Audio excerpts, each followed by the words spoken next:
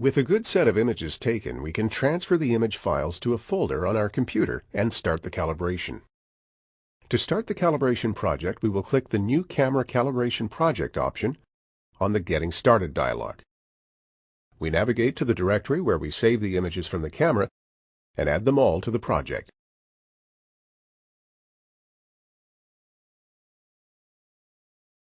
We mentioned before how it was important to fill up the image with dots.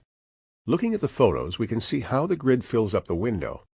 It is important to have good coverage of the frame corners. Each corner should have a mark on at least one photo. Add all the images to our project. Click Next, and the images are imported. The automated calibration dialog opens.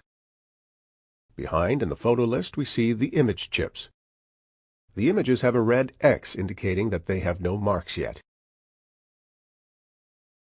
Notice that we used black and white images. Color images can be used, but if your camera has a black and white monochrome setting, then this may give more accurate results. We move the dialog box into the upper corner and press Execute Calibration. It then starts the process of automatically marking the points on the grid. It will do this for each of the 12 photographs, starting at photograph 1.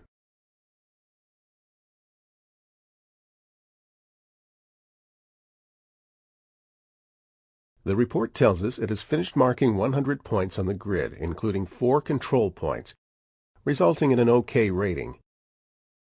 The grid contains exactly 100 points, including the 4 control points. The control points are the points with the special coded targets around them. We skip ahead to the end of the automatic marking stage. We have paused the program at this point so we can review what has happened so far. The report shows how many points were marked on each photo. A good calibration will have many points marked. Some of the grid points may not appear in the photo, so we don't expect to have 100 each time. Sometimes the report will show photos with over 100 marked points, even though the grid has only 100 points. This is because the automatic marker sometimes picks up false targets in the background. If this happens, it is OK and can be ignored. Each photograph should have the 4 control points marked and the OK sign.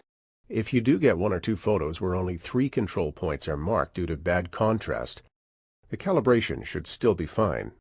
If many of your photos are not marked correctly, then you will need to retake them.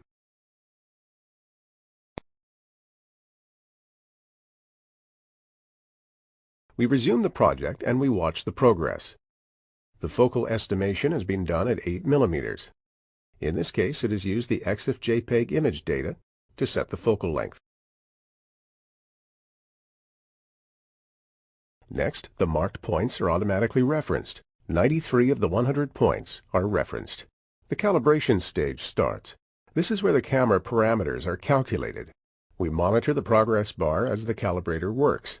It completes the first pass of estimation camera parameters. It then does another automatic referencing stage. Now a total of 100 points are referenced. Sometimes you'll have a much lower number of referenced points in the first pass, but as long as it is greater than 20 points, it should be OK. It then does one more calibration processing, and the project is complete. The final step is checking for high deviations or correlations. If one is found, a parameter may automatically be removed, as it is not having a beneficial effect on the project.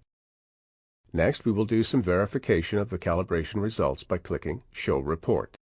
First, we look at the Problems and Suggestions area. There are no problems indicated. If your calibration does report problems or suggestions, refer to the user manual or help file. The next section gives us information about the calibration process. We check the total error. You should have an ending value of around 1 or lower.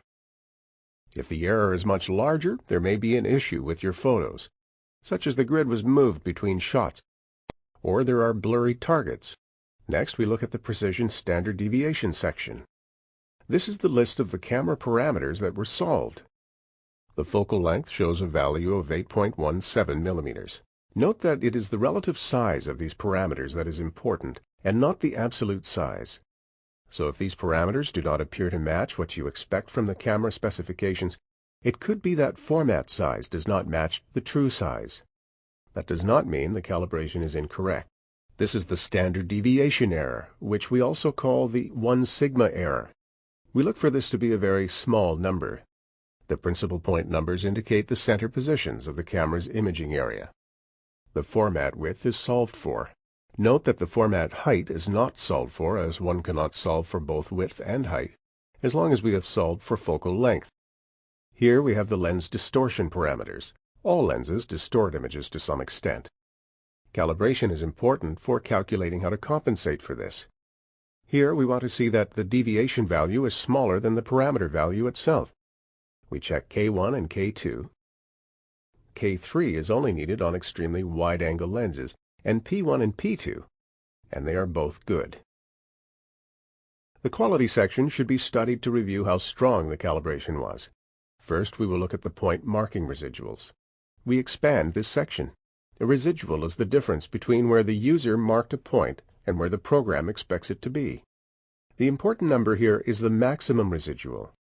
This tells us that the maximum marking residual is 0.716 pixels, or less than 2/3 of a pixel. As a guide, the maximum residual should be under 1.5 pixels.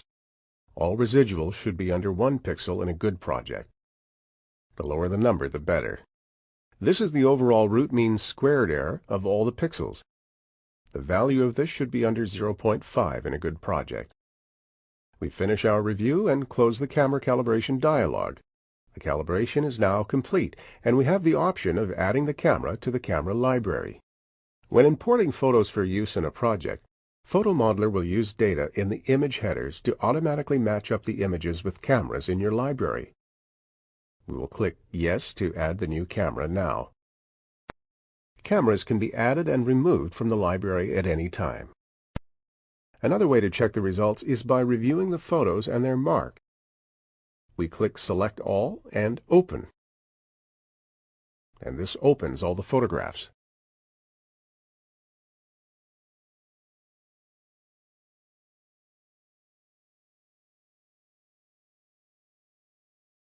We turn on Residual Display, and each marked point on the photograph will show a black bar starting at the mark point and going off in some direction.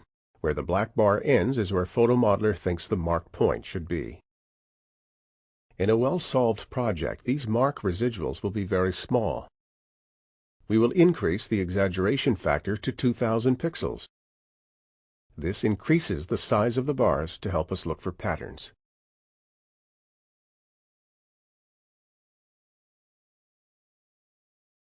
A bad pattern will have all residual lines pointing in one direction, all towards the center, or all pointing away from the center. We make sure the patterns on the error bars are relatively random, and there are no patterns concentrating in small areas of the photographs that might indicate a problem.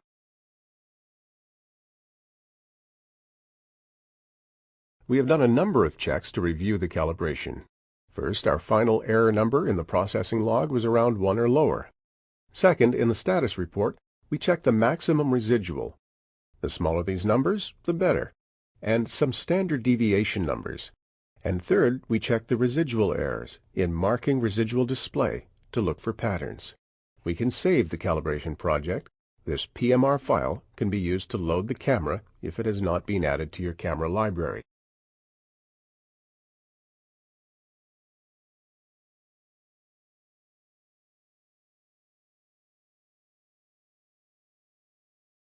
This concludes the camera calibration tutorials. In this tutorial, we have learned how to take proper photographs for use in calibration, how to calibrate a camera, how to review the calibration quality, and how to save the camera for use in our projects. A well-calibrated camera is the best way to ensure the highest accuracy for your PhotoModeler projects.